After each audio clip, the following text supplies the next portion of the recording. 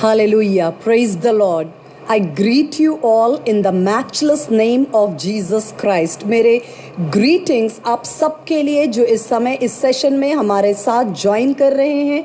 यीशु मसीह के सामर्थी नाम से मैं आपको ग्रीट करती हूँ और मैं परमेश्वर पिता का धन्यवाद करना चाहती हूँ। हमें फिर एक बार उसने सांसें दी, अनुग्रह दिया, ये दिन दिखाया, क्योंकि वचन कहता है ये तेरी महाकरुणा का फल है कि हम मिट नहीं गए।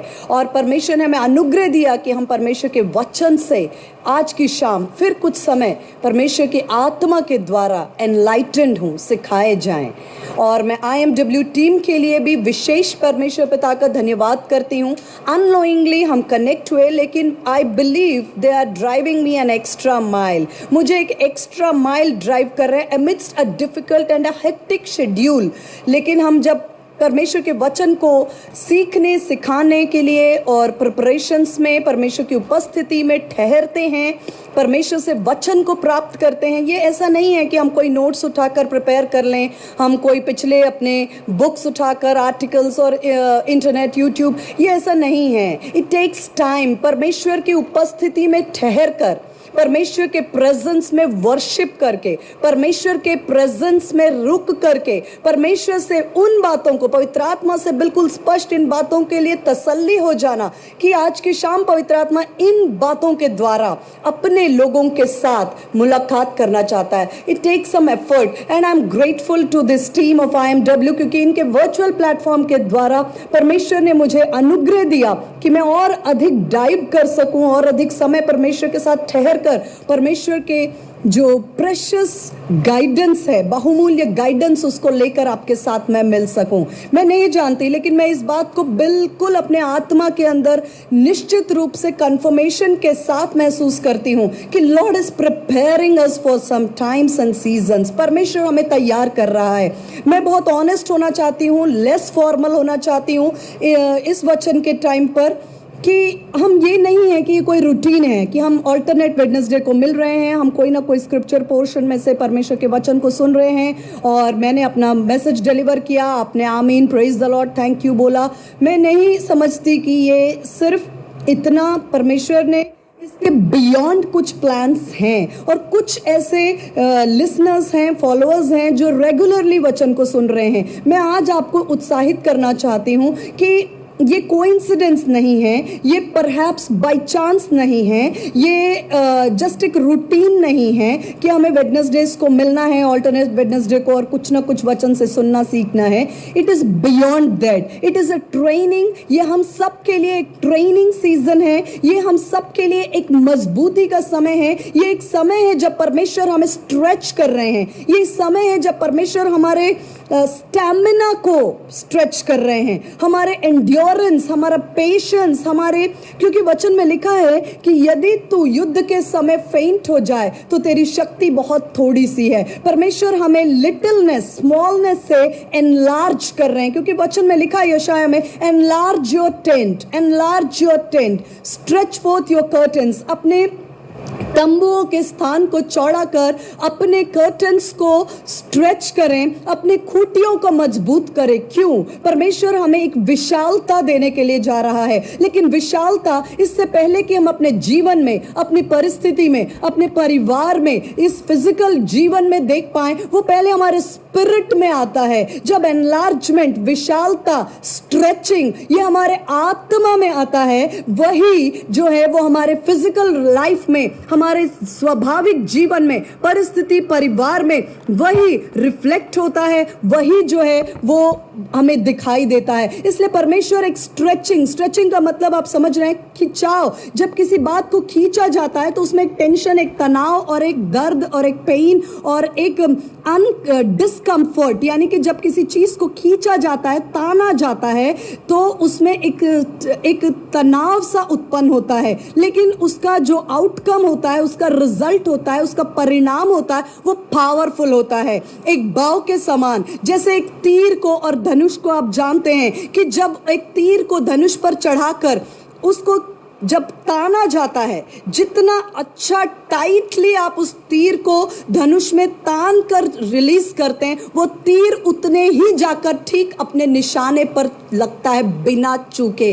तो आप इस बात को समझें गंभीरता से, स्पेशली वो लोग जो रेगुलर पिछले कुछ सेशंस के साथ हमारे साथ जुड़े हुए हैं और फॉलो कर रहे हैं, सुन रहे हैं, कि आपका ये वचन का सुनना ये बाय चांस नहीं है। परमेश्वर आपको कुछ सीजन्स, कुछ समय, कुछ बातों के लिए आत्मा में तैयार कर रहा है, ताकि आप ट्रेन होकर एक विशालता के क्षेत्र में आप रीच कर सकें। मैं परमेश्वर का धन्यवाद करती हूँ आज मनन के लिए जिस पोर्शन को परमेश्वर ने इंस्पायर किया है। जैसे मैंने बताया कि ऐसा नहीं होता कि रैंडमली उठकर बाइबल खोला और एक कोई वचन लेकर हम बैठ गए। हम परमेश्वर के सामने उपस्थिति में ठहर कर इस बात को पूरी तरह से तसल्ली कर लेते हैं कि हाँ, यही वो बात है आज की शाम परमेश्वर हमारे साथ बांटना चाहता है। मुझे कई बार कई लोगों ने बोला आप वही वचन रिपीट करो, या वो वचन बहुत अच्छा था उसे फिर से शेयर करें, या वो पर्टिकुलर टॉपिक पे आप बोले। मैं उस बात को कंसिडर करती हूँ, लेकिन जब तक पवित्र आत्मा उस पर सील और स्टैंप नहीं करता, पवित्र आत्मा मुझे कंफर्म नहीं करता, क्योंकि मैं अपने ऑडियंस को देख नहीं सकती, मैं अपने ऑडियंस को सुन नहीं पाती, मुझे उनके रिएक्शंस नहीं मिल रहे राइट नाउ। अभी कमेंट सेक्शन में आप बाद में अपने रिएक्शंस और अपना जो भी आपका अनुभव रहा पिछले समय का, आज का, आप लिख कर दे सकते हैं, लेकिन राइट नाउ मैं आपको नहीं जान पा रही हूं। तो इस समय मैं 100% होली स्पिरिट के ऊपर बिलीव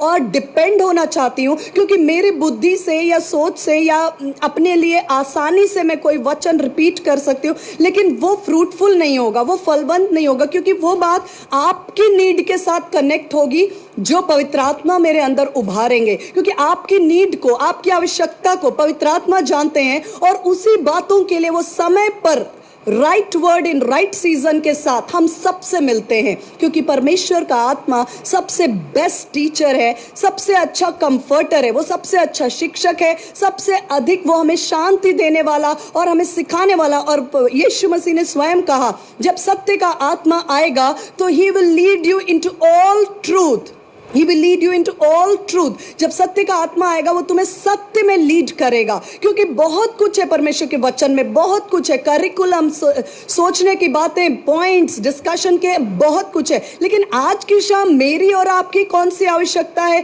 कौन से सत्य में से होकर गुजरना हमारे लिए उन्नति और स्किल यानी कि सामर्थ और हमें तैयार करेगा, ये पवित्र आत्मा जानते हैं। इसलिए वो स्पेसिफिकली उन बातों को उभार कर हमारे सामने लाते हैं। मैं इसलिए बिना ज्यादा टाइम वेस्ट किए आपके साथ में एक पोर्शन आज मैं चाहती हूं कि हम सब देखें। वो है पहला सैमुएल उसका 22 अध्याय, पहला सैमुएल उसका 22 अध्याय। आप चाहे तो नोट करके बाद में रेफर कर सकते हैं, क्योंकि वचन को सुनना हमारे लिए अच्छा है, लेकिन वचन पर मनन करना बेहतर है, और वचन पर मनन करके उसको अपने जीवन में एक्शन में लाना बेस्ट है, क्योंकि वही हमें ट्रांसफॉर्म करेगा। वचन सुनना अच्छा है, सुनकर उसे वापस से मनन करना बेहतर है, मनन करके उसको अपने लाइफ में एक्शन में लेना हमारे लिए बेस्ट है, क्योंकि वो हमारे जीवन में अपग्रेडेशन को, ट्रांसफॉर्मेशन को,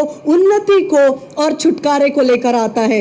इसलिए मैं पहला सैमुएल 22 अध्याय के अंदर, इंग्लिश में मेरे पास है, लिखा है कि डेविड जो है उस समय वो साउल से अपने जीवन को बचाने के लिए, क्योंकि जब डेविड का, दाऊद का राज्याभिषेक हुआ कि इज़राइल देश के ऊपर जो डेविड है वो भविष्य में राजा होने के लिए सैमुएल ने उसका अभिषेक किया। साउल को ये बात बिल्कुल अच्छी नहीं लगी। आप सब इन बातों को जानते हैं, दाऊद और साउल के बीच की सारी घटनाओं को जानते हैं कि साउल किस तरह से अपना राज्य, अपना पार्ट, अपना सारा एडमिनिस्ट्रेशन, अपनी सारी जिम्मेदारियों को, अपने सारे कार्य को एक साइड, एक राजा होने के बावजूद उसने अपने सारे कार्यों को एक साइड में रखकर कैसे एक व्यक्ति डेविड के जीवन को खत्म करने के लिए रात और दिन उसका पीछा किया। तब डेविड ने अपने लिए एक शरण स्थान लिया, वो था केव ऑफ अदुल्लाम। एक अदुल्लाम की केव में, गुफा में उसने शरण लिया। जब उसके माता पिता भाइयों को पता चला तो भाई और एक्सटेंडेड फैमिली मेंबर्स को हिंदी बाइबल देना। जब उसके एक्सटेंडेड फैमिली मेंबर्स को पता चला, वो भी उस केव में पहुंच गए। अब डेविड के पास उसके प्रिय लोग हैं, उसके परिवार के लोग हैं, और सब वहां केव में आ चुके हैं, अदुल्लाम के केव में। डेविड खुद, दाऊद राजा खुद अपने प्राणों की रक्षा के लिए भाग रहा है। उसको ये नहीं पता कि आज के दिन हूं, कल का दिन कैसा होगा।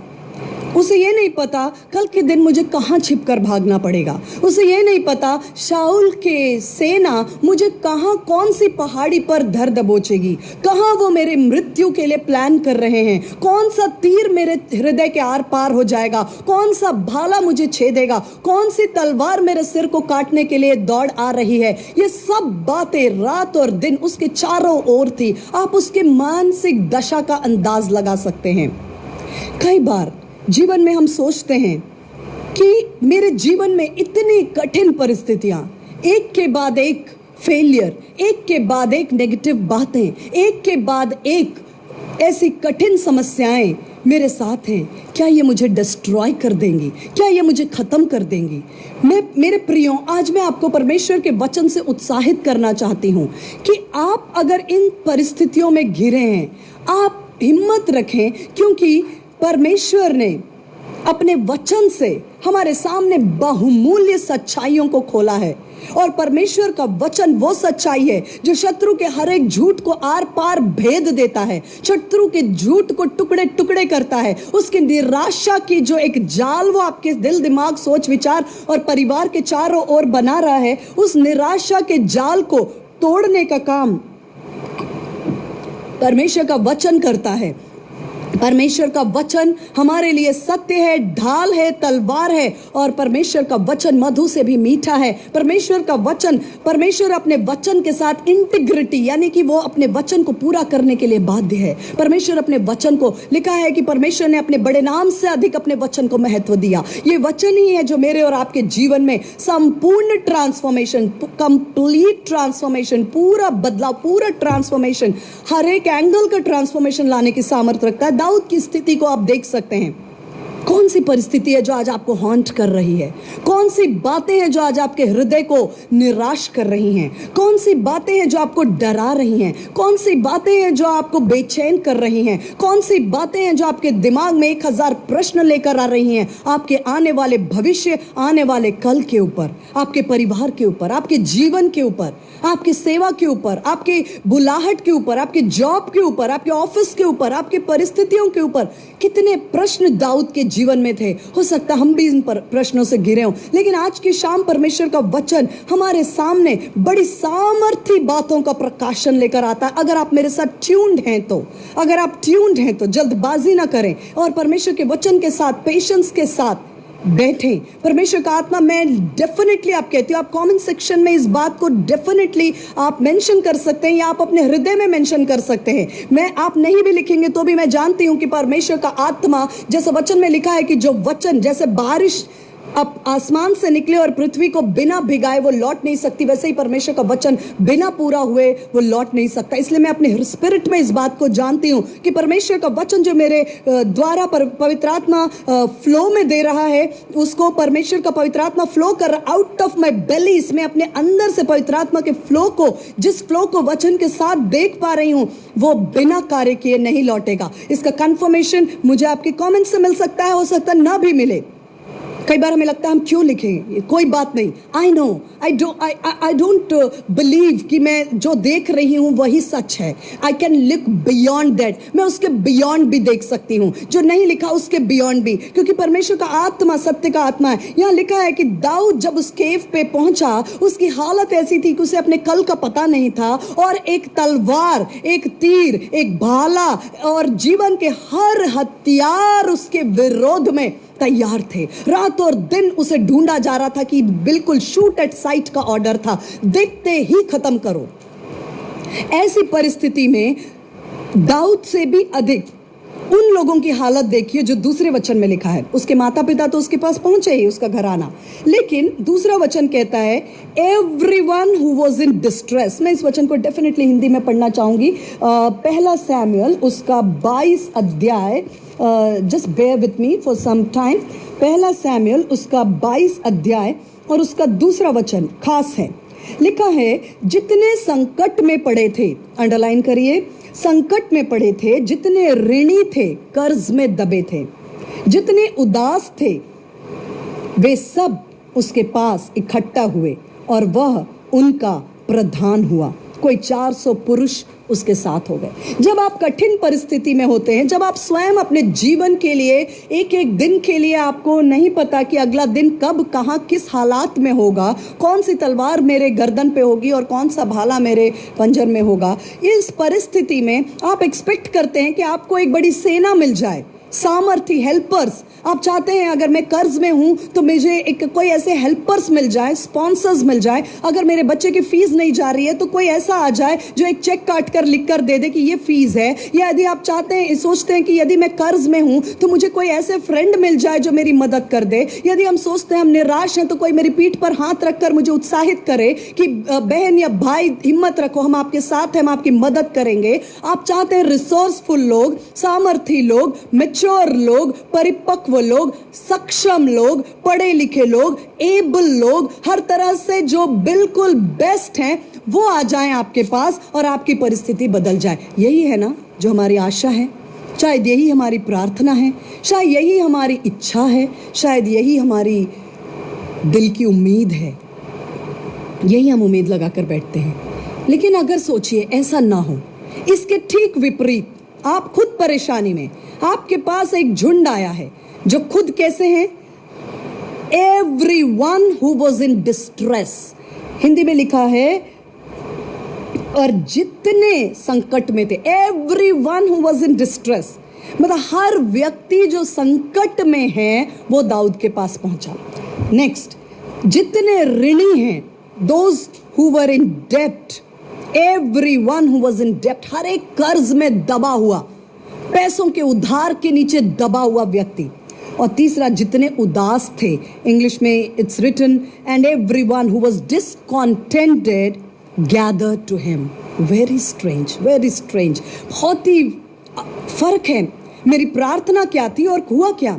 मैंने मांगा हेल्पर्स, सामर्थी लोग जो मुझे एक चेक काट कर दें, जो मेरी मदद करे, जो मेरी पीठ को थपथपाए, मुझे हिम्मत दे, मुझे हियाव दे, मुझे उत्साहित करे। और ये क्या हो रहा है? धीरे धीरे ऐसे लोग घिर रहे मेरे चारों तरफ जो मेरी तरह ही परेशान, उदास और निराश हैं। कई बार लोग कहते हैं कि मैं जीवन में बहुत कुछ कर लेता, अमेरिका का प्रेसिडेंट बन जाता अगर मेरी परिस्थितियां फेवरेबल होती, अगर मुझे सब कुछ अच्छा मिलता तो मैं बहुत कुछ कर लेता। वो तो मुझे ऐसे लोग मिल गए, ऐसे लोग मिल गए, ऐसा परिवार मिल गया, ऐसी पत्नी मिल गई, ऐसा पति मिल गया। नहीं तो मैं तो बेनीहीन के बाद तो मेरा ही नंबर था। सोचते हैं ना हम, कई बार लोग सोचते हैं कि ये सब परिस्थितियां मेरे साथ नहीं दी, मेरा परिवार मुझे साथ नहीं दिया, मेरे लोग, आसपास के लोग उदास है, मेरा एटमॉस्फेयर ही ऐसा है। सिस्टर, कई बार हम लोगों की काउंसलिंग करते हैं, लोग कहते हैं मैं क्या करूं, मेरे परिवार का वातावरण ही ऐसा है, झगड़ा, लड़ाई, टेलीविजन, सारे लोग तो संसारिक हैं, मैं बीच में क्या कर लूंगी, मैं बीच में प्रार्थना करके क्या बदलाव कर लूं। मैं इधर वर्शिप करती हूं, वो उधर झगड़ा करते हैं, मैं इधर आराधना करती हूं, वो उधर फिल्मी गीत बजाते हैं, वो उधर संसारिकता के कार्य करते हैं। मेरा वातावरण ही चारों तरफ से ऐसा है, इसलिए तो मैं ग्रो नहीं कर पा रही, इसलिए तो मैं उन्नति नहीं कर पा रही, इसलिए तो मैं आगे नहीं बढ़ पा रही हूं। मेरे चारों ओर फेलियर बच्चे हैं, मैं कहां से टॉप रैंकर बन जाऊं, मैं कहां से 90% ले आऊं। अरे मेरे पास तो कुछ रिसोर्सेस ही नहीं है, खुद तो मैं गुफा में हूं, मैं कहां से किसी को लीड करूं, कहां से किसी के जीवन को आशीष में बदलूं, मैं कैसे किसी की मदद करूं, मेरे पास खुद नहीं है। कई बार लोग कहते हैं हमारे पास ये अच्छी चीजें होती ना तो फिर तो आप देखते हम क्या कर लेते, है ना। ये सब मैं कोई दूसरे प्लैनेट की बात नहीं कर रही हूँ, ये सब हमारे सबके सोच विचार, आम कॉमन मैन, एक आम आदमी, एक एवरेज बिलीवर की बात कर रही हूँ। हम सब ऐसा सोचते हैं। ये कई बार मैंने लोगों को कहते हुए सुना है कि ये मेरी पत्नी ऐसी है इसलिए मैं सेवकाई में आगे नहीं बढ़ पाया। कई बार मैंने सुना है कई लोग कहते मेरे पति ऐसा है इसलिए मेरे सेवकाई में मैं आगे नहीं बढ़ पाया, या मेरे बच्चे ऐसे हैं, लोग मुझे कोऑपरेट नहीं करते। ये सब ऐसे लोग हैं ना, ये वातावरण ही बेकार है, ये परिस्थिति ऐसे, मेरा बॉस ऐसा है ना इसलिए मैं आगे नहीं बढ़ पाया, मेरे कलीग्स ऐसे हैं ना जो मुझे बिल्कुल हमेशा पीछा खींचते रहते हैं। बीते समय एक बहन के साथ मैं प्रार्थना कर रही थी, वो बहुत ही परेशान, डीमन पोसेस्ड और मतलब दुष्टात्माएं उसे बहुत ज़्यादा सता रही थी, बेहद परेशान। कई रातों से वो सोई नहीं, कई रातों से वो परेशान, पूरा परिवार परेशान। और जब प्रार्थना किया, मुझे नहीं मालूम था, मैं उस बहन के साथ प्रार्थना कर रही थी, मुझे नहीं मालूम था कि उसके परिवार भी वो प्रार्थना, उसने स्पीकर ऑन कर रखा था, वो परिवार पूरा सुन रहा था। And later on she told me कि मैं कई दिनों के बाद, बुरे सपने नहीं आए, दबाने वाले स्पिरिट्स ने मुझे परेशान नहीं किया, मैं बहुत पीसफुली सो पाई। मेरे घर का वातावरण, मेरे पूरे परिवार का वातावरण बदल गया। आई टेल यू, मैं ये स्क्रिप्चर्स इसलिए उठा रही हूँ क्योंकि परमेश्वर का वचन हमारे जीवन में इतना ईमानदारी से सारी बातों को रिकॉर्ड करता है, सारी अच्छी और बुरी बातें, प्रभु के दासों की सारे जीवन की सच्चाई को इतना खोल कर रख देता है कि ये देखो तुम्हारे सामने है, तुम चुन लो, तुम चुन लो। दाऊद के पास पहुंचे तो कैसे लोग पहुंचे? हर व्यक्ति जो डिस्ट्रेस में है, हर व्यक्ति जो संकट में है, हर व्यक्ति जो कर्ज में डूबा हुआ, उसको कौन किस 1 रुपए से मदद कर सकता है? हर व्यक्ति जो उदास है। लेकिन आप जानते हैं, लिखा है डेविड बिकेम कैप्टन ओवर, ऐसे 1 2 नहीं 400 लोग थे, पूरा वातावरण ही ग्लूमी था, पूरा जो उसके आसपास का माहौल था ना, वो उदासी, दुख, संकट, कर्ज से भरा हुआ वातावरण था।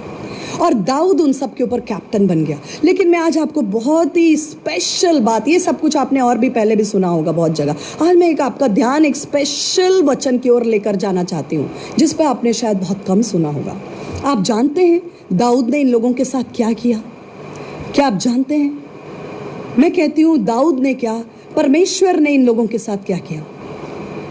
डेविड इनका लीडर बना, डेविड इनका लीडर बना। लोग कहते हैं मुझे अच्छे लोग लाके दो, पढ़े लिखे, सामर्थी और इन्फ्लुएंशियल, फाइनेंशियली स्ट्रांग, फिर देखो मैं क्या जादू करता हूँ, फिर देखो मैं इस कंपनी को कैसे आगे बढ़ाता हूँ, फिर देखो मैं इस परिवार को कहाँ से कहाँ लेके जाता हूँ, फिर देखो मैं इस ऑफिस को, इस बिजनेस को कहाँ बढ़ाता हूँ। जब सब कुछ मुझे अच्छा लाके दो। ये तो सारे ऐसे लोग हैं जो मुझे सिर्फ दुखी, निराश और हताश कर रहे हैं, और इस वातावरण में मैं कैसे आगे बढ़ूँ? डिड यू नो कि दाऊद ने इन लोगों को इस लेवल तक ट्रांसफॉर्म किया, इस लेवल तक ट्रांसफॉर्म किया कि इनमें से कुछ लोगों के नाम बाइबल में दर्ज हैं और उनके काम बाइबल में दर्ज हैं। बहुत फैसिनेटिंग वचन है। मेरे साथ आप खोलिए दूसरा सैमुएल। ये पहला सैमुएल हमने पढ़ा, दूसरा Samuel, very very powerful word. 2 Samuel उसका 23 अध्याय, दूसरा सैमुएल उसके 23 अध्याय में से कुछ वचन मैं आपको पढ़ रही हूं जिसमें लिखा है डेविड्स माइटी मैन। जब ये लोग आए थे दाऊद के पास तो कैसे थे? संकट में, कर्ज से दबे हुए, उदास, निराश। लेकिन दाऊद ने क्या किया? दाऊद ने इनको ट्रांसफॉर्म किया, दाऊद ने इनको बदल कर इनको ट्रांसफॉर्म किया। तो आप ये समझ सकते हैं कि जब दाऊद ने इनको ट्रांसफॉर्म किया, इनको बदला, इनको परिवर्तित किया, तो दाऊद खुद कितना परमेश्वर की उपस्थिति में अपने आप को उसने बदला होगा, कितना वो खुद परमेश्वर के प्रेजेंस में सीखा होगा, कितना वो खुद परमेश्वर की उपस्थिति में सामर्थ्य हुआ होगा कि उसने, लीडर अगर स्ट्रांग है तभी तो उसके जो फॉलोअर्स हैं वो स्ट्रांग हैं। लीडर्स अगर ट्रांसफॉर्म्ड है तभी तो फॉलोअर्स। आज मैं और आप किसी की भी मेंटरिंग कर सकते हैं, लेकिन यदि हम वीक हैं तो हम किसी को कुछ नहीं दे सकते। लेकिन यदि परमेश्वर से हमने पाया है, पवित्र आत्मा की उपस्थिति में ठहर कर, रुक कर, आंसुओं के साथ, जीवन में कठिन परिस्थितियों में, युद्ध के स्थान पर, दर्द के स्थान पर, जो कुछ मैंने मेरी आत्मा में परमेश्वर ने डिपॉजिट किया वही तो मैं दे सकती हूँ। इसका मतलब जो दाऊद है उसने परमेश्वर की उपस्थिति में पाया। मैं आपको एनकरेज करने के लिए बता रही हूँ, दूसरा सैमुएल उसका 23 अध्याय और उसके 8 वचन से उन लोगों का जिक्र है जो दाऊद के कैंप में जो उसके लोग थे, और उसका टाइटल भी है David's mighty man. David's mighty man, दाऊद के सामर्थी लोग। इसमें लगभग 37 बहुत सारे लोग ट्रांसफॉर्म हुए। उन सबका जिक्र है, उनके कामों का जिक्र है, उनके माइट का जिक्र है, उनके सामर्थ का जिक्र है, उन्होंने कैसे सामर्थी काम किए। हम सब कुछ देखने का हमारे पास टाइम नहीं है। मैं 1-2 लोगों के विषय में सिर्फ आपको बताना चाहती हूँ। जब वो आए थे दाऊद के पास, वो कैसे थे? वो निराश थे, वो कर्ज में दबे हुए थे, वो हताश थे। हो सकता है कईयों ने सोचा होगा कि जीवन कठिन लगता है, मरना आसान लगता है। कई बार death seems easier than life. कभी तभी तो इन परिस्थितियों में कई लोगों ने ये सुसाइड करने का और ऐसे निर्णय लिया। हम रोज न्यूज़पेपर्स वगैरह में, मैं ज़्यादा ऐसे न्यूज़ पढ़ती नहीं हूँ, लेकिन हम इन बातों से छूते भी नहीं हैं। लोग जब इतना हताश और ब्रोकननेस, टूटे हुए हालत में पहुंचते हैं, जहां पर एनिमी, शत्रु उन्हें वहां तक पुश करता है जब वो गलत निर्णय लेते हैं। लेकिन आज मैं हियाव बांधने के लिए कहती हूँ, हिम्मत बांधो, अनुग्रह पाओ। परमेश्वर का वचन तुम्हें उत्साहित करता है। तुम आज जहां हो, जैसे हो, ऐसे नहीं रहोगे। तुम्हारा परिवर्तन, तुम्हारा ट्रांसफॉर्मेशन निकट है। परमेश्वर तुम्हें एक सामर्थी योद्धा में बदलने जा रहा है।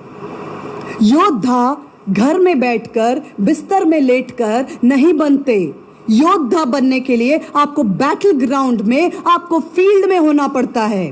Warriors are not made in bedrooms. योद्धा आराम से स्विमिंग पूल में नहीं बनते। Are you getting? योद्धा पैलेसेस में नहीं बनते। राजाओं को भी अपने आप को तैयार और ट्रेन करने के लिए उन्हें युद्ध भूमि में उतरना पड़ता है। बैटल ग्राउंड ही टेस्ट करता है और ट्रेन करता है। आज मैं आपको बताना चाहती हूँ, आज आपकी परिस्थिति कुछ भी क्यों ना हो, कितनी भी नेगेटिव, लेकिन आप उस जगह पर आए हैं जहां यीशु मसीह आपको पूरी तरह से परिवर्तित, ट्रांसफॉर्म करके माइटी मैन, सामर्थी लोग, सामर्थी बनाने में सामर्थी है। मैं कुछ लोगों का जिक्र करना चाहती हूँ। 2 शमूएल 23 अध्याय उसके 8 वचन में पहला नाम लिखा हुआ है। कुछ लोग थे जिनको टॉप 3 रैंक में रखा गया। ओवरऑल 37 से प्लस कुछ लोग थे।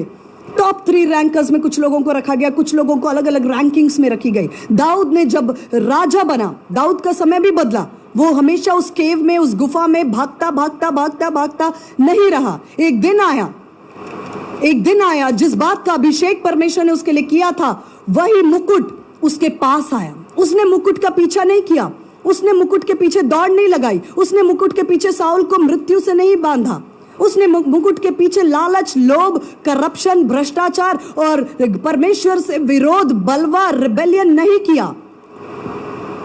उसने मुकुट को, परमेश्वर ने उसे वायदा किया था कि एक दिन आएगा, इज़राइल और यहूदा का राजा का मुकुट तेरे सिर पर होगा। उसने सिर्फ इंतजार किया और अपने आप को परमेश्वर की उपस्थिति में ट्रेन किया। वचन में लिखा है, 1 शमूएल 30 अध्याय में लिखा है कि David encouraged himself in the Lord. दाऊद को उत्साहित करने वाला कोई नहीं था, कोई इंटरनेट पे मैसेज नहीं था, कोई फेसबुक लाइव स्ट्रीमिंग नहीं थी, कोई यूट्यूब पे उत्साहित करने वाला एक्सोर्टेशन सरमन नहीं था, कोई उसकी पीठ पर हाथ रखकर ये कहने वाला नहीं था। जब जिगलाक में उसको और उसके परिवार को, सबको, उसके घर और सब कुछ जलाकर, जिगलाक सिटी को जलाकर शत्रुओं ने, अमालेकाइट्स ने उसको और उसके लोगों के सारे परिवार, बीवी, बच्चों को बंधुआई में लेकर गए। जब दाऊद एक युद्ध से लौटा ही था, एक युद्ध के बाद एक युद्ध के बाद आप सोचते हैं हम विश्राम चाहिए, लेकिन अगर आप अपने जीवन में बैटल आफ्टर बैटल देखते हैं, आप तैयार रहे। You are about to be crowned. आप एक युद्ध के बाद एक युद्ध में आते हैं। आपको लगता है मैं एक युद्ध से अभी मुझे विश्राम मिला ही नहीं, एक दूसरा युद्ध मेरे सामने है, क्यों मेरे साथ ऐसा है? परमेश्वर कहता है कि you are mighty man, king's anointing. परमेश्वर आपको ऊंचे स्थान पर क्राउन करने के लिए तैयार कर रहा है। God is training you. लिखा है, दाऊद को कोई पीठ थपथपा कर कहने वाला नहीं था कि मत डर, मत रो, मत उदास हो, परमेश्वर तेरे साथ है, तो आगे बढ़। नहीं, नो वन। उसके अपने लोगों ने उस पर पत्थर उठाए, उसे कर्स किया।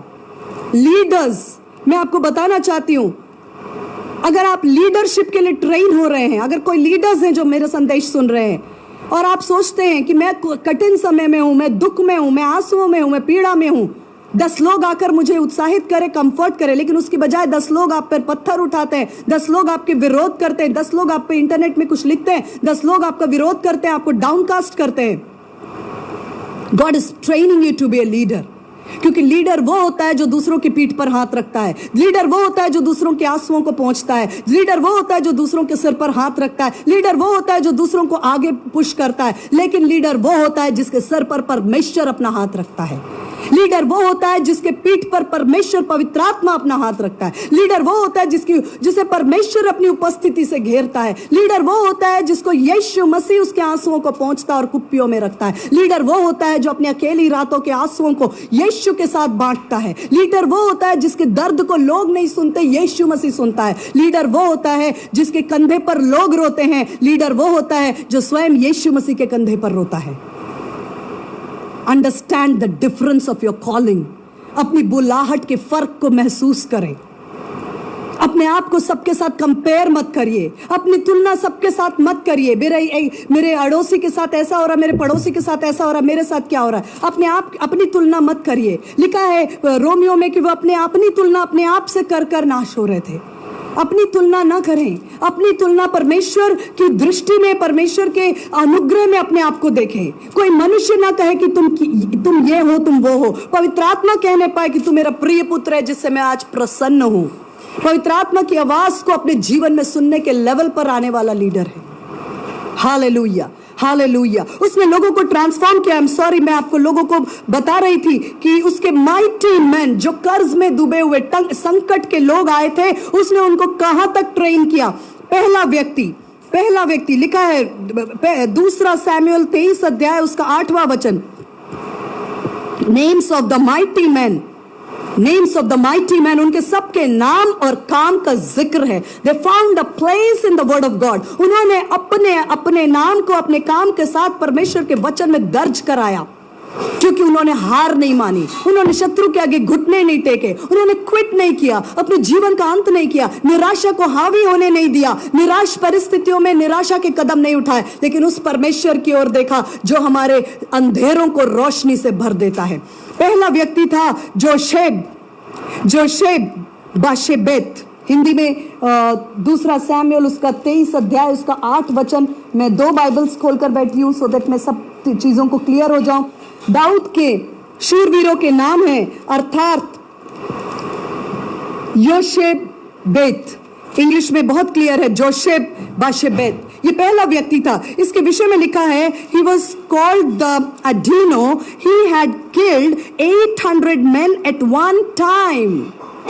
सिर्फ बॉलीवुड में और हॉलीवुड में मूवीज बनती हैं कि हीरो एंट्री लेता है और 500 लोग एक साथ हवा में उड़ जाते हैं, या वो उनको मार गिराता है, और वो एक फाइट देता है, 10 लोग जाकर गिर जाते हैं। वास्तव में ये हीरोज नहीं हैं। They are not the real heroes. They are choreographing the stunts. वो स्टंट्स को कोरियोग्राफ किया जाता है। कैमरा इफेक्ट है, डिजिटल इफेक्ट्स हैं, उनके ड्यूप्स काम करते हैं। सच में तो मुझे डाउट है कि ये हीरोज क्या कुछ कर पाते हैं। क्या सचमुच में ये लोग अपने जीवन में इतने सामर्थ्य? लेकिन परमेश्वर का वचन मजाक नहीं है, परमेश्वर का वचन कोरियोग्राफी नहीं है, परमेश्वर का वचन कैमरा का स्टंट नहीं है। परमेश्वर का वचन जो है, जो लिखता है, ये व्यक्ति जो शेप था, इसने एक बार में 800 लोगों को मारा। 1 person against 800 men। जब आया था दाऊद के पास कैंप में, अदुल्लाम के केव में, कैसा था? निराश, कर्ज में दबा हुआ, संकट में। लेकिन उसने ट्रेनिंग ली, उसने दाऊद के संग रहकर अपने लीडर के साथ ट्रेनिंग ली। मैं इस बारे में जिक्र करूंगी। कैसी ट्रेनिंग, कौन सी ट्रेनिंग जो व्यक्ति को इतना बदल देती है, इतना परिवर्तन ले आती है, इतना ट्रांसफॉर्मेशन आ जाता है। I will discuss. मैं उन बातों को अगर डिस्कस ना करूं तो संदेश अधूरा होगा। लिखा एक बार में, ये निराश व्यक्ति जो एक समय में, आज आप अगर निराश हैं, अदुल्लाम के गुफा में हैं, छुपे बैठे हैं, निराश हैं, हताश है, संकट सब कुछ नेगेटिव है, हताश ना हो, आप ऐसे नहीं रहेंगे। परमेश्वर की उपस्थिति में, परमेश्वर के प्रेजेंस में ट्रांसफॉर्मेशन है, परिस्थितियों का, आत्मा का और हमारी सामर्थ का भी। यही लोग जो थे, इन्होंने ऐसे शूरवीर बन गए, ऐसे शूरवीर सूरमा बन गए, ऐसे सामर्थी व्यक्ति, ऐसे लोग जो 800 लोगों को एक बार में खत्म किया। दूसरे व्यक्ति का जिक्र है Eliezer the son of Dodo. Eliezer the son of Dodo, इसके विषय में लिखा है कि he arose and attacked the Philistines।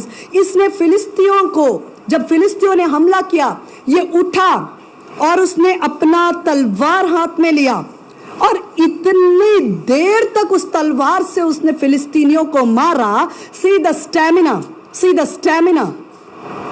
इतनी देर तक उसने उस तलवार से फिलिस्तीनियों को मारा कि उसका हाथ उस तलवार से चिपक गया, स्टक हो गया, अलग ही नहीं हो रहा था। समझ सकते हैं आप क्या हुआ होगा? इतनी देर तक अकेले, लिखा है बहुत क्लियर ही वचन में, मैं अपने मन से कहानी नहीं सुना रही हूं, मैं आपको फेबल्स नहीं सुना रही हूं। लिखा है एलिएजर, he arose, 10वां वचन, he arose and attacked the Philistines until his hand was weary and his hand stuck to the sword।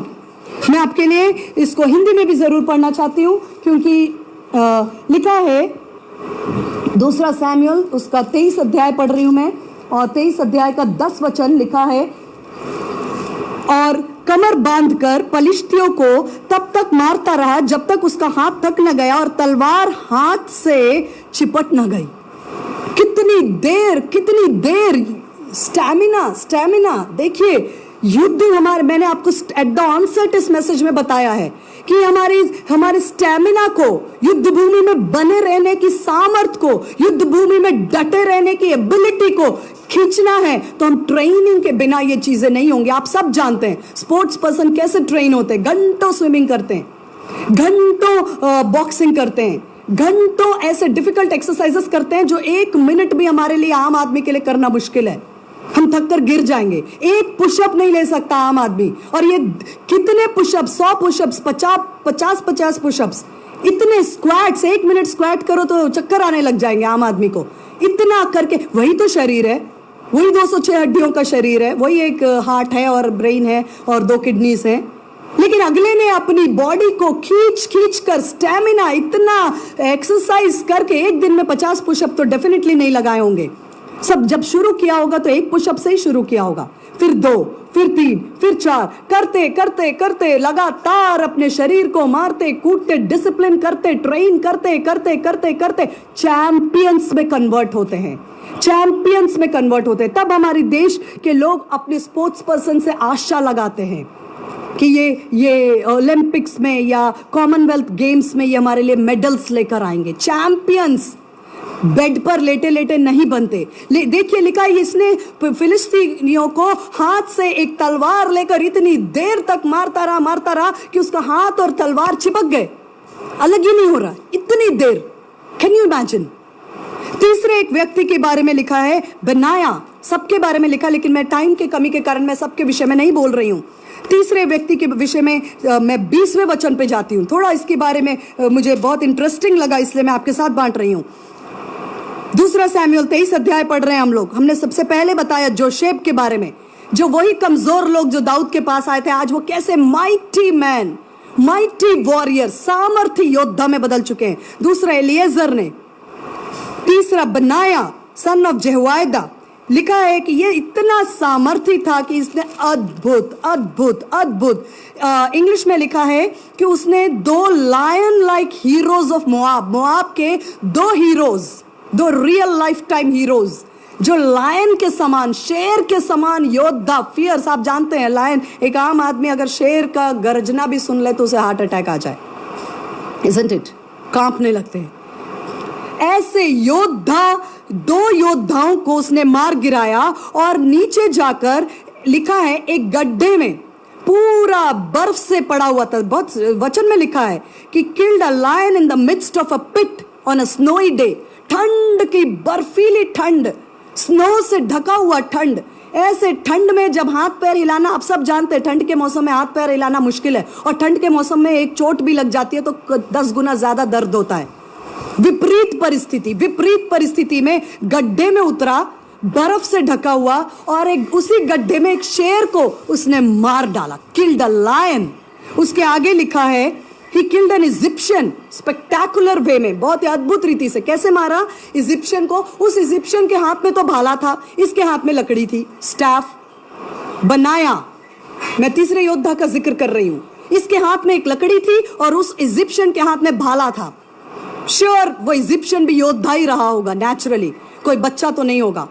वो एक भाला फेंकता और इसके आर पार हो जाता, लेकिन लिखा इसके पास लकड़ी थी, दौड़ कर गया, ऐसे उसको मार के पटका, उसके हाथ से वो भाला छीना, और उसी इजिप्शियन, उसी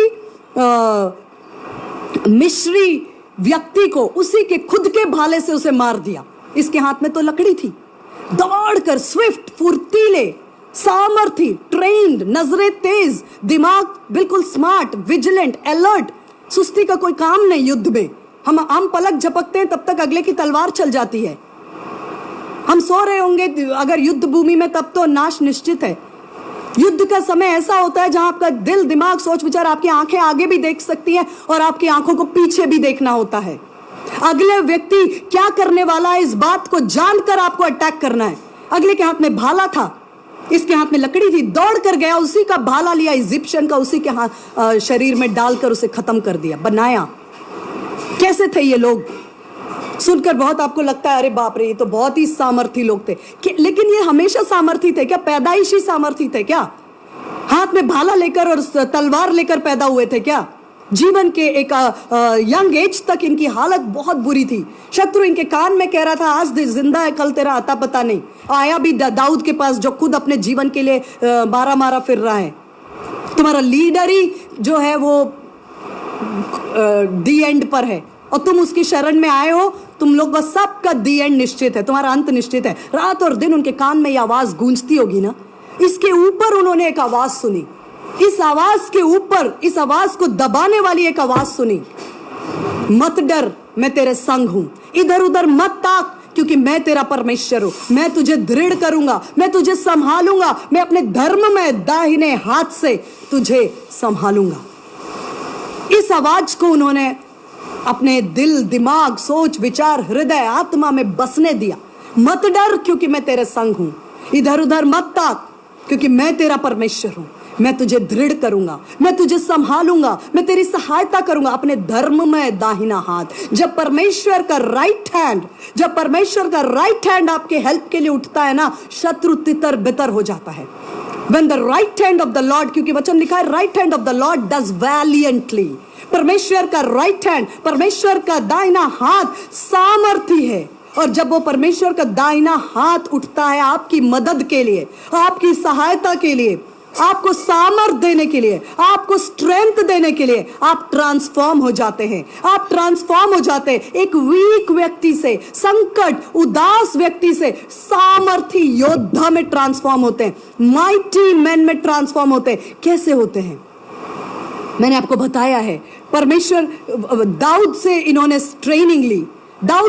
ट्रेनिंग ली, इनका ट्रेनर जबरदस्त था। लेकिन दाऊद को किसने सिखाया? दाऊद का ट्रेनर कौन था? दाऊद ने किससे युद्ध कला सीखी? क्या आप जानना चाहते हैं? क्योंकि आपका लीडर जिससे सीखता है, इसलिए लोग कोच बहुत सोच समझ कर अपॉइंट करते हैं। कोच अगर एक्सलेंट है तो आपकी जीत निश्चित है। आपका ट्रांसफॉर्मेशन, आपको जीरो से हीरो बनाने का काम कोच करता है। लेकिन आपका कोच कहां से सीखता है? इनका कोच था दाऊद। और आप जानते हैं दाऊद का शिक्षक कौन था? मैं आपके साथ फिर वो वचन खोलना चाहती हूं जिसमें लिखा है साम्स 18। मैं दो वचन फिर से एक बार पहला सैमुएल पे आएंगे हम। पहला सैमुएल उसका वापस से 22 अध्याय, पहला सैमुएल उसका 22 अध्याय और उसका 30 वचन।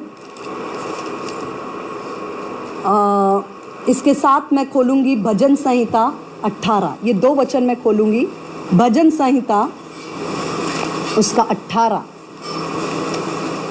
साम्स 18। ये भजन बहुत स्पेशल है, ये भजन बहुत स्पेशल है। इसमें हमारे लिए बहुत खजाना है। ये भजन बहुत स्पेशल है क्योंकि इस भजन से आप परमेश्वर के अपने जीवन के आत्मिक युद्ध को जीतने के भेद पाते हैं। भजन संहिता 18 उसके 34 वचन में लिखा है, वह मेरे हाथों को युद्ध करना सिखाता है, इसलिए मेरी बाहों से पीतल का धनुष झुक जाता है। ये दाऊद ने लिखा है ये भजन। आप जानते हैं ये भजन 18 जो दाऊद ने लिखा है, ये सेम टू सेम सैमुएल के अंदर भी इस भजन का जिक्र है। ये सेम टू सेम ये भजन मैं समझती हूँ ये सेकंड सैमुएल उसका, मैं हिंदी और इंग्लिश दोनों बाइबल्स खोल रही हूँ इसलिए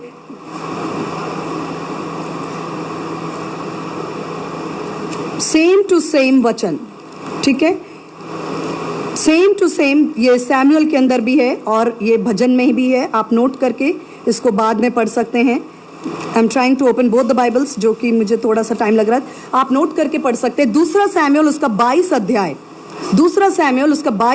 उसका 29 से 42 तक और 18 भजन संहिता 18 वर्ड टू वर्ड सेम है। भजन संहिता 18 दाऊद ने लिखा है और दूसरा सैमुएल 22 अध्याय में 29 से लेके 42 तक ये भी दाऊद ने ही कहा है। एक ही चीज दो बार लिखी गई, महत्वपूर्ण है। एक ही चीज 2 बार लिखी गई महत्वपूर्ण है। दाऊद ने अपने सारे युद्ध नीति के रणनीति युद्ध कला सीखने की सारी बातों को खोल कर रख दिया। इसका एक ही वचन मैं आज आपके साथ लेना चाहती हूँ। He teaches my hands to make war so that my arms can bend a bow of bronze। वो मेरे हाथों को युद्ध करना सिखाता है कि मेरे हाथ क्या करे। बाव ऑफ ब्रॉन्ज, जो ब्रॉन्ज एक बहुत ही स्ट्रॉन्ग मेटल होता है, बहुत ही स्ट्रॉन्ग, बहुत ही कड़ा जो एक मेटल होता है, उसका मैं हिंदी में भी पढ़ रही हूँ, भजन संहिता 18 का 34। वह मेरे हाथों को युद्ध करना सिखाता है, इसलिए मेरी बाहों से पीतल का धनुष झुक जाता है। पीतल का धनुष झुक जाता है। ये किसने लिखा है? भजन संहिता 18 दाऊद ने लिखा है, और दूसरा सैमुएल 22 अध्याय को भी दाऊद का ही जिक्र है। दाऊद के खुद के शब्द है, सेम है ये दोनों भजन, और ये जो दूसरा सैमुएल में है, दाऊद कहता है कि मुझे युद्ध करना किसने सिखाया? किसी मनुष्य ने नहीं सिखाया, परमेश्वर ने। क्योंकि ये पूरा भजन लिखता है क्योंकि परमेश्वर, यहोवा को छोड़ क्या कोई ईश्वर है? क्या हमारे परमेश्वर को छोड़ कोई और चट्टान है? वही तो मेरा ईश्वर है जो सामर्थ्य से मेरा कटिबंध बांधता है। दाऊद का ट्रेनर, दाऊद का कोच, दाऊद का सिखाने वाला, दाऊद को युद्ध में निपुण बनाने वाला कोई और नहीं, स्वयं परमेश्वर यीशु मसीह पवित्र आत्मा है। और इसलिए दाऊद से जिन लोगों ने युद्ध कला सीखी वे भी माइटी मैन, सामर्थी लोग में बदल गए, जो परमेश्वर की उपस्थिति में ठहरते हैं और रुकते हैं और परमेश्वर के द्वारा सीखते हैं। वो बदल जाते हैं, वो ट्रांसफॉर्म होते हैं। आप सामर्थी होने जा रहे हैं। आज आप कैसे भी हैं, no matter, you may be weak, you may be in distress, you may be in debts. आप कर्ज में हो सकते हैं, वीक हो सकते हैं, संकट में हो सकते हैं, डिस्ट्रेस में हो सकते हैं, कोई बात नहीं। अगर आपका ट्रेनर यीशु मसीह और उसका दाहिना सामर्थी राइट हैंड आपकी मदद के लिए, आपको सामर्थ देने के लिए, आपको सिखाने के लिए अगर उठ जाए, तो आपको वो बदल कर रख देगा। एक माइटी मैन, सामर्थी व्यक्ति। एक व्यक्ति 800 को मार सकता है, गड्ढे में जाकर बर्फ में से एक सिंह को मार सकता है, इतने सामर्थी व्यक्ति में। दाऊद कहता, हे परमेश्वर, तूने ही तो मेरा कटिबंध बांधा है, मेरे मार्ग को सिद्ध किया है, मेरे पैरों को हिरणी के पैरों के समान बनाता है। ऊंचे ऊंचे जगहों पर जाता है, लेकिन हिरण के पैरों में ग्रिप होता है। टॉप से टॉप चट्टानों में चढ़ता, फिसल कर गिरता नहीं है। ऊंचाई पर जाता है लेकिन फिसल कर गिरता नहीं है, उसके पैरों में ग्रिप होता है। वो उन ऊंची चट्टानों पर स्थिर खड़े रहने की कला हिरणी को मालूम होता है। ये दाऊद कहता है, हे मेरे परमेश्वर, तू मेरे पैरों को हिरणी के पैरों के समान बनाता है, तू मुझे ऊंचे स्थानों पर खड़ा करता है, तू वही तो मेरे हाथों को युद्ध करना सिखाता है। किसने सिखाया दाऊद को? हे परमेश्वर, तूने ही तो मेरे हाथों को युद्ध करना सिखाया है, और ऐसा सिखाया है कि मेरी बाहों से पीतल का धनुष झुक जाता है। आप बिलीव नहीं करेंगे, I tell you, I share something this evening. मैं एक बात आपके साथ ऑनेस्टली, मैंने कहा मैं इस मीटिंग में लेस एंड लेस फॉर्मल होना चाहती हूँ और ज्यादा से ज्यादा ऑनेस्ट होना चाहती हूँ कि मैं समझती हूँ 2 महीने से अधिक हो गए, 2 महीने से अधिक हो गए इस वचन के ऊपर मैं पूछती जा रही हूं परमेश्वर से, और मैं कह रही हूं ब्रॉन्ज का धनुष। और मैंने कितने तो कमेंट्रीज देखे और कितने मीनिंग देखे, हिब्रू में देखा, ग्रीक में देखा, बहुत सारी चीजों का स्टडी किया, रबाइस का निकाल कर देखा। मैंने कहा धनुष और जो कमान बोलते हैं ना, जिसको पीछे खींचते हैं, वो लचीला होता है। वो जनरली जानवर के किसी मेम्ब्रेन से बना होता है, उसमें लचीलापन होना चाहिए। वो ब्रॉन्ज का पीतल का कैसे हो सकता है? पीतल के धनुष के बारे में मैंने हिस्ट्री में भी मतलब पुराने धनुषों के विषय में पढ़ा कि पुराने समय में हो सकता है पीतल का धनुष, लेकिन कहीं ऐसा जिक्र नहीं है कि धनुष अगर जो वो कमान है उसे पीछे खींचा जाता है, वो लचीला होना चाहिए, वो किसी मेम्ब्रेन का होना चाहिए, वो पूरा आराम से पीछे जाए और जब छोड़ा जाए बिल्कुल इलास्टिक होना चाहिए, स्ट्रॉन्ग इलास्टिक, वापस बिल्कुल पावर के साथ वापस आए, लचीला। ब्रॉन्ज पीतल का कैसे हो सकता है? पीतल का धनुष कैसे हो सकता है? खूब ढूंढा, तब मुझे ये बात किसी एंशिएंट रब्बाई से, मैं आपके साथ अपने सारी बातों को ऑनेस्टली शेयर कर रही हूँ, एक एंशिएंट रब्बाई सेनेहेड्रिन और कुछ सेप्टुएजिंट जो पुरानी बाइबल के लेखकों ने और केजेवी वेबस्टर और रबाई एस सिनेडर के बुक से, सेप्टुअजिंट के कुछ बातों से, पुराना जो लेख है, और केजेवी वेबस्टर में मुझे एक बहुत खास बात जानने को मिली। ये जो पीतल का धनुष है, ये वास्तव में कोई धनुष नहीं हो सकता, लेकिन अगर एक धनुष का दोनों ही साइड बहुत स्ट्रांग हो, एक साइड लचीला ना होकर वो ऐसा कॉन्वेक्स होता है, ये एक तरह का सांप का शेप ले लेता है। सर्पेंटाइन बाव का नाम दिया गया। एंशिएंट पुराने लेखों में मिला, ये पुराने सेप्टुअजिंट लेखों में, कि ऐसा धनुष जो अगर वाकई में पीतल से बनाया जाए तो उसका जो आकार हो जाएगा, जब सांप अपनी चाल चलता है ना, स्नेक लाइक बाव का नाम दिया गया। ओह, मैंने सोचा कब से दिमाग इस बात पे अटक गया है, सोचे जा रहे हैं, देखे जा रहे हैं, ढूंढे जा रहे हैं, कुछ तो खास बात है इसमें। आज मुझे इसका भेद मिला। सांप के समान, स्नेक लाइक बाव, स्नेक लाइक बाव, एक ऐसा धनुष जो सांप के शेप का है, एक ऐसा धनुष जो वास्तव में शायद बना भी नहीं होगा, लेकिन अगर ऐसा धनुष बनता तो ये सांप के शेप के। पुराने लोगों ने लेखों में लिखा है कि अगर पीतल का धनुष बनता तो उसका आकार कुछ चलता हुआ सांप, जब सांप लहरा कर चलता है ना, दोनों साइड से उसका आकार जोड़ा जाए, ऐसे कॉन्वेक्स कॉन्वेक्स, सांप की चाल के समान का धनुष बन जाएगा। ये राज है। जब लोगों को विल्डरनेस में, जंगल में जहरीले सांपों ने इजरायलियों को काट लिया तो पीतल का सांप जो है ऊंचे पर चढ़ाया गया। जहरीले सांपों ने ब्रॉन्ज का सांप बनाकर ऊपर चढ़ाया गया, और उस समय जब जहरीले सांपों ने इजरायलियों को काटा। इफिसियों 6 अध्याय, मैं सोचती हूँ ये इफिसियों 6 अध्याय को मैं कब से पढ़ रही हूँ, कई मैसेजेस में मैंने इसे लिया है। अगर कोई मुझे रेगुलर फॉलो कर रहे हैं सोचते होंगे कि सिस्टर इफिसियों 6 अध्याय जरूर बोलती है।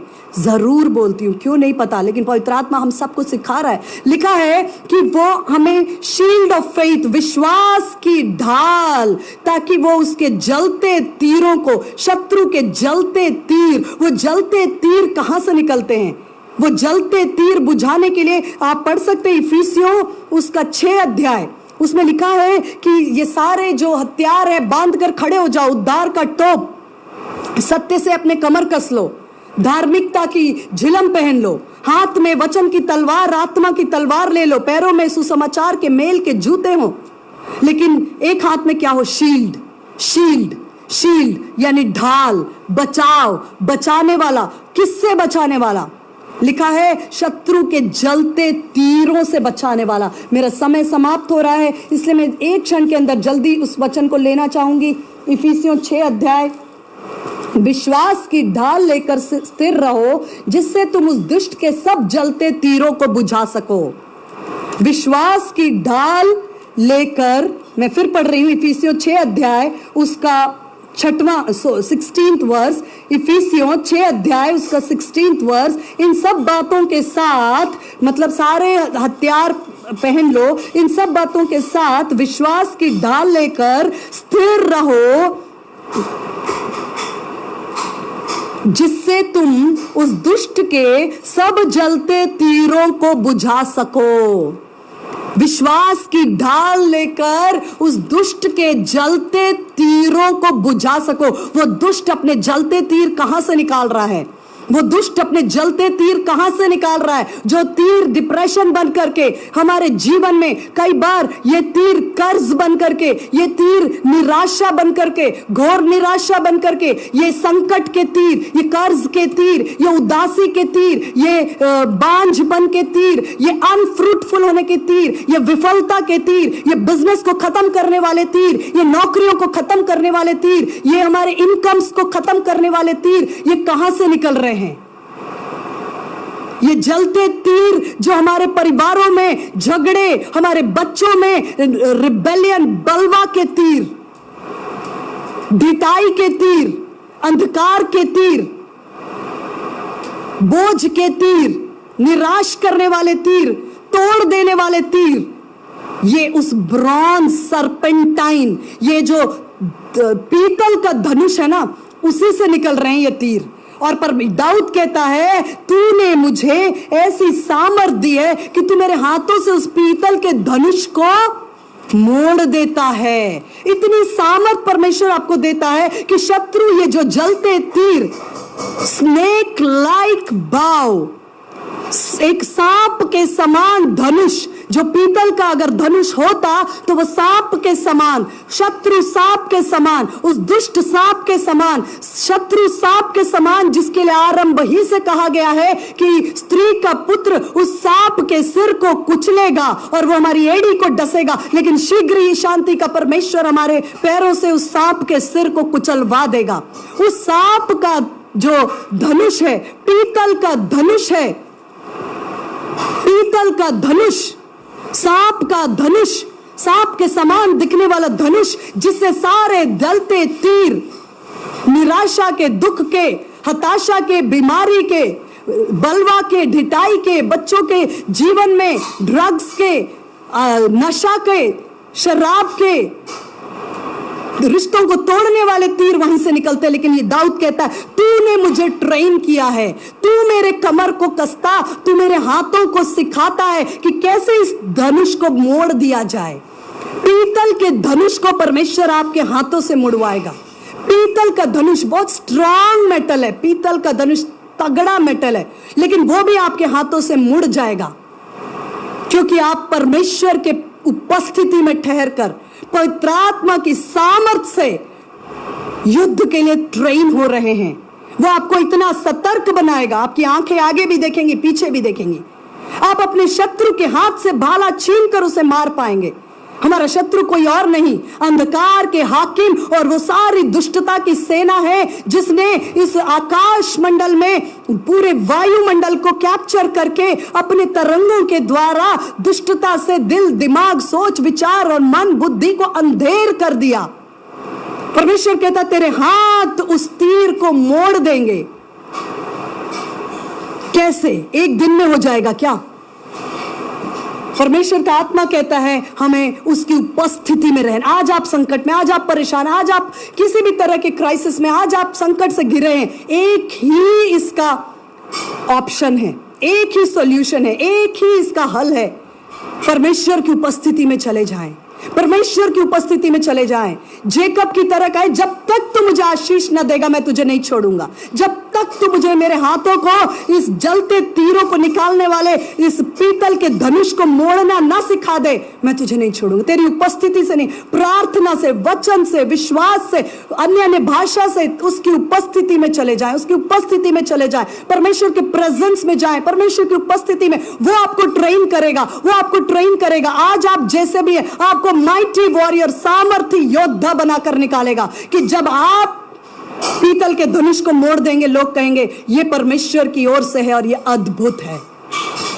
कोई मनुष्य इस व्यक्ति की परिस्थिति को बदल नहीं सकता था। मेरी प्रार्थना है आज की शाम, आइए मेरा समय समाप्त हुआ, मैं 1 मिनट में प्रार्थना करना चाहती हूँ। हालेलुया। परमेश्वर पवित्र आत्मा आपका धन्यवाद, आप अति स्तुति के योग्य, सारा आदर, सारी महिमा, सारा जलाल, सारा गौरव, all glory, all glory, all glory to you Lord Jesus Christ. यीशु मसीह प्रभु आप ही को देते हैं, पिता आपको देते हैं, पवित्र आत्मा आपको देते हैं। आपके सामने झुक जाते हैं, नम्र हो जाते हैं। हम मान लेते हैं कि हमें आज आपके सामर्थी, धर्ममय दाहिने हाथ की सहायता की जरूरत है। आपका दाहिना हाथ हमें बलवंत कर सकता है।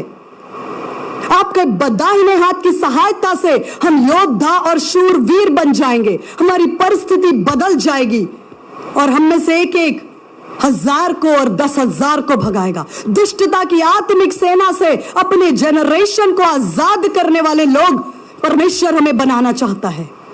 प्रभु आप हमें ट्रेन करें, आप हमें युद्ध कला सिखाएं, आप शत्रु के जलते तीरों को बुझाने के लिए, उसके धनुष को पीतल के मोड़ने के लिए हमारे हाथों को सामर्थ से भर दीजिए। तेरी उपस्थिति से, तेरे वचन से, तेरे अभिषेक से तो हमें इतना सामर्थी बना पिता कि हमारे जीवन का परिवर्तन, हमारी आत्मा का परिवर्तन, हमारे व्यक्तित्व का परिवर्तन, हमारी परिस्थितियों में परिवर्तन लेकर आए। हम जय से जय में चल सके। यीशु मसीह हम धन्यवाद करते हैं, आप हमें जयवंत से भी बढ़कर बनाते हैं, हमें जीते हुए युद्ध में है। हमारा प्रभु यीशु मसीह युद्ध जीत चुका है और वो हमें इस जीवन में उस जय के उत्सव में लेकर चलता है। मेरे सुनने वालों पर मैं आशीष जय की घोषणा करती। आज उनकी परिस्थितियां विपरीत हैं, लेकिन मैं उनके अंदर ट्रांसफॉर्मेशन, परमेश्वर तेरी उपस्थिति की भूख और प्यास उन्हें इतना खींचे कि वो तुझे पुकारे, तेरे साथ रहना चाहे, तेरे प्रेजेंस में वचन पढ़ना उन्हें मधु से मीठा लगे, खाने से भी अधिक उन्हें वचन पसंद आए, तेरी उपस्थिति सब बातों से बढ़कर उन्हें अच्छी लगे और तेरी उपस्थिति में हम सब बदल जाएं। धन्यवाद करते सुनने वालों के लिए, आशीष बोलते। मैं अपने आप को, अपने परिवार के व्यक्ति को, सबको यीशु के लहू में ढांपती है। IMW टीम के लिए धन्यवाद करती हूँ, उस टीम के एक एक व्यक्ति को जो उस टीम से जुड़ा है, सिस्टर प्रिया को और जो टीम के और भी जुड़े लोग हैं, सबको मैं यीशु मसीह नासरी के नाम से ब्लेसिंग ब्लेसिंग एंड ब्लेसिंग बोलती हूँ। धन्यवाद के साथ ये प्रार्थना यीशु के नाम से मांगती हूँ, आमीन और आमीन। Thank you.